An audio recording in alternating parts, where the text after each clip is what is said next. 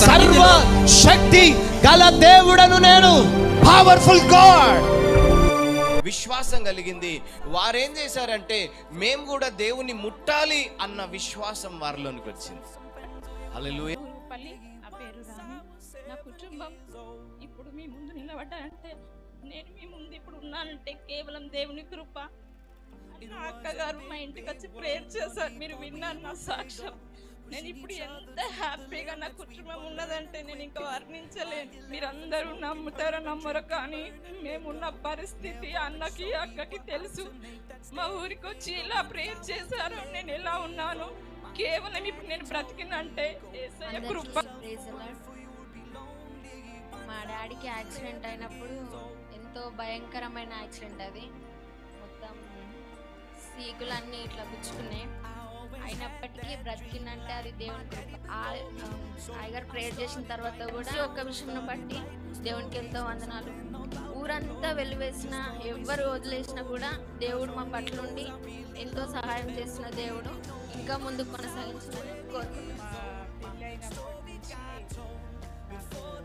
మాంత్రిక శోధనలు బాగున్నాయి. అమావాస్యకి నాకు సుస్థైతే అన్నమాట. ఇక్కడ రాబర్ట్ అయ్యగారు మా ఇంట్లో అడుగు పెట్టాలని ఆయనకైతే ఆ రోజు ఒక 20 సార్లు ఫోన్ చేసిన. మా కోరిక మేరకు ఇంట్లోకి వచ్చి ప్రేయర్ చేసిండ్రు.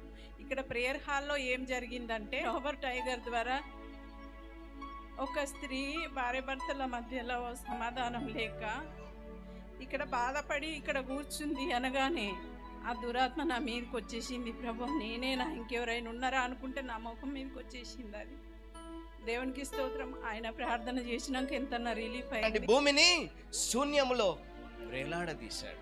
అంటే ఎంత గొప్ప దేవుడు నీ దేవుడు. దాన్ని కంట్రోల్ చేసిన దేవుడు నీ కుటుంబాన్ని కంట్రోల్ చేయలేడా?